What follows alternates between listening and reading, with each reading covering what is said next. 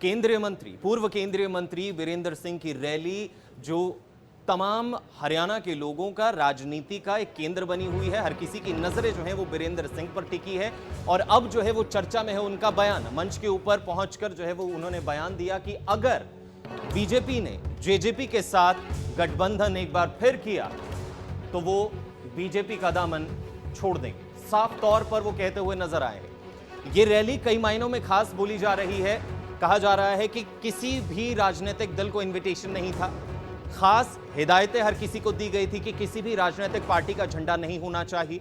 आप तिरंगा लेकर आ सकते हैं लेकिन कोई भी राजनीतिक पार्टी से जुड़ा हुआ झंडा आपके हाथ में नहीं होना चाहिए। और ऐसा ही हुआ। एक हुजूम, एक भीड़ नजर आई और वीरेंद्र सिंह हरियाणा के कद्दावर नेता के तौर पर जाने जाते हैं।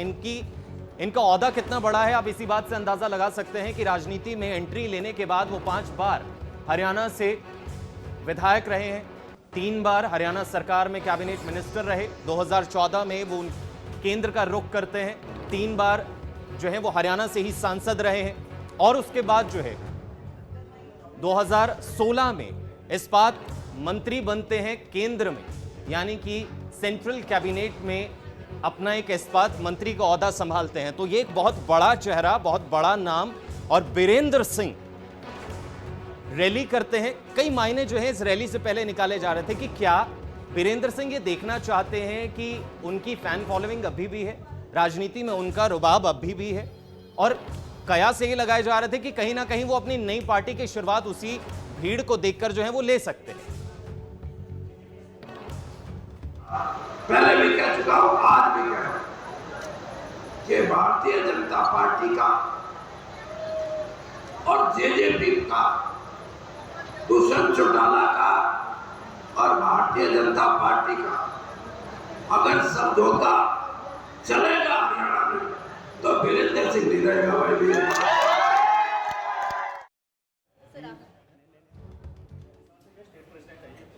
तो हमारे साथ निशान सिंह जुड़ गए हैं, जेजेपी से स्टेट प्रेसिडेंट हैं।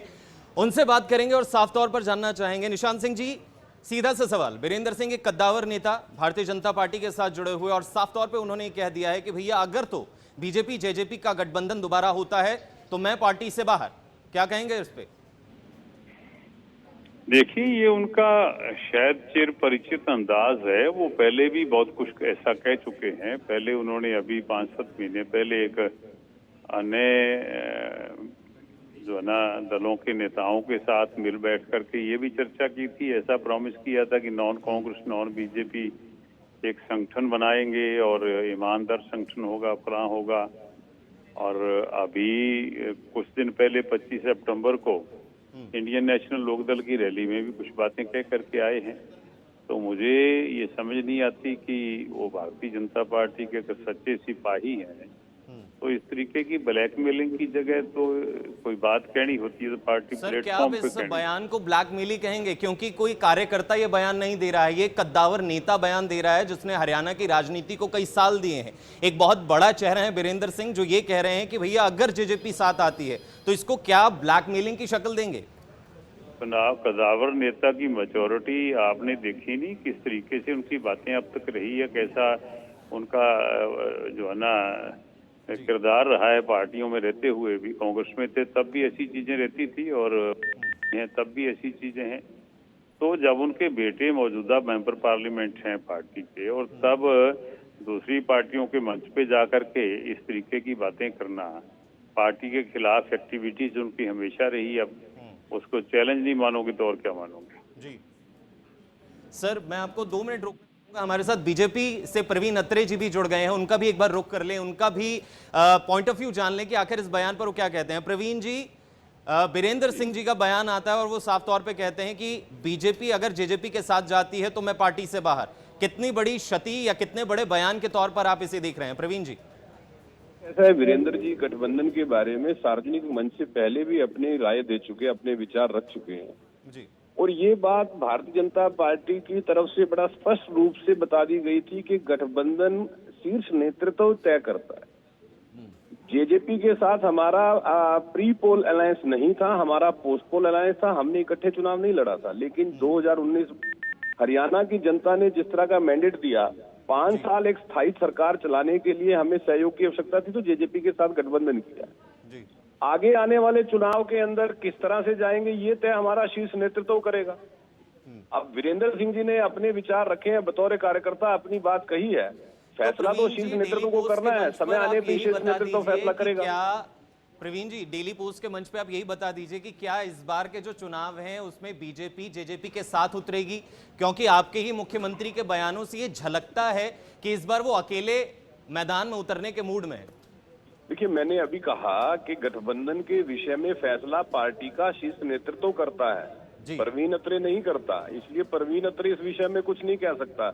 जब हमारी पार्टी हाईकमान इस विषय में फैसला देगी तो हम आपसे साझा कर लेंगे। जी, तो सर पार्टी की सुगबुगाहट कुछ तो कहती होगी, कुछ तो आप कमेंट कर पाएंगे, क्योंकि वीरेंद्र सिंह एक कद्दावर नेता एक बयान देते हैं कि भैया जेजेपी में करप्शन बहुत है, 8% 10% की वो बात करते हैं कि जेजेपी के पास कोई सीधा काम लेके चला जाए तो 8%, इनडायरेक्टली जाए तो 10%, तो यानी कि क्या बीजेपी करप्ट लोगों के साथ है, ऐसा वीरेंद्र जी जो है वो कहना चाह रहे हैं? भी बताया कि वीरेंद्र जी अपने विचार गाए बगाए सार्वजनिक मंचों पे रखते रहे हैं, फैसला पार्टी का शीर्ष नेतृत्व करेगा। वीरेंद्र जी का जो स्थानीय राजनीति वो एक कारण है, क्योंकि उचाना से वीरेंद्र जी की धर्मपत्नी ने चुनाव लड़ा था, उचाना से दुष्यंत जी चुनाव लड़ रहे थे। अब जब दो लोग आपस में चुनाव लड़ते हैं तो स्वाभाविक है एक दूसरे के ऊपर चुनाव के अंदर भी आरोप प्रत्यारोप लगते हैं, ये सब स्थानीय चुनाव का कारण है। लेकिन जहां तक गठबंधन का विषय है वो बड़ा स्पष्ट है, पार्टी नेतृत्व तय करेगा और हम आपसे साझा कर लेंगे। जी प्रवीण जी, एक आखिरी सवाल आपके बयान से निकल कर आता है, जिस तरीके से आपने कहा कि अगाहे बगाहे वो बयान देते रहते हैं, कि क्या इतने बड़े नेता को बीजेपी बहुत हल्के में ले रही है, जिस वजह से उन्हें एक अकेले रैली करने की जरूरत पड़ी, जिसके ना पक्ष में बीजेपी रही ना विपक्ष में बीजेपी रही, और बड़े मंच से उन्होंने ये बयान दे दिया कि अगर गठबंधन हुआ तो मैं आउट। तो क्या बीजेपी हल्के में लेती रही उन्हें? सुनिए, आपने भारतीय जनता पार्टी की कार्य संस्कृति को समझा नहीं। भारतीय जनता पार्टी में कोई नेता नहीं होता, सब पार्टी के कार्यकर्ता होते हैं। देश के प्रधानमंत्री मोदी जी जो विश्व के सबसे बड़े नेता हैं, जब वो ये कहते हैं सार्वजनिक मंच से कि मैं पार्टी का एक कार्यकर्ता हूं, तो हमारे यहाँ सभी कार्यकर्ता हैं। आप इस बात को समझे पहले। शुक्रिया प्रवीण जी तमाम जानकारी के लिए। तो एक कद्दावर नेता, एक हरियाणा के कद्दावर नेता, 42 साल जो है वो कांग्रेस में रहे और 2014 में उनकी एंट्री होती है बीजेपी में, और अब बीजेपी में इतने साल का राजनीतिक करियर, राजनीतिक सफर चलने के बाद जो है वो अब साफ तौर पर ये कह देते हैं कि गठबंधन जिसके बलबूते पर बीजेपी ने सरकार बनाई जेजेपी के साथ, अगर वो जेजेपी पार्टी दोबारा से बीजेपी के साथ आती है, यानी कि बीजेपी और जेजेपी का गठबंधन होता है, तो वो साथ नहीं देंगे। तो सवाल कई खड़े होते हैं कि क्या बीजेपी में कुछ ठीक नहीं है?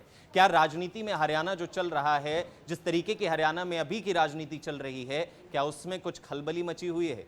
देखना यही होगा, क्योंकि चुनाव बहुत दूर नहीं है और तमाम तस्वीर जो है वो साफ होती हुई नजर आएगी। लेकिन इस रैली के, इस बयान के मायने कई निकाले जा रहे हैं, क्योंकि बेबाक अंदाज में उन्होंने साफ तौर पर जो है वो जेजेपी पर बड़े आरोप लगा दिए हैं, करप्शन के आरोप लगा दिए हैं, और साफ तौर पे ये कह दिया है कि मैं पार्टी से बाहर। अब सवाल ये है कि क्या नई पार्टी बनाई जाएगी? क्या नई पार्टी के अलावा अगर बीजेपी में ही रहते हैं तो क्या ये नाराजगी बयान को लेकर जो सामने आई है उसमें क्या कुछ होता है, वो भी देखना होगा।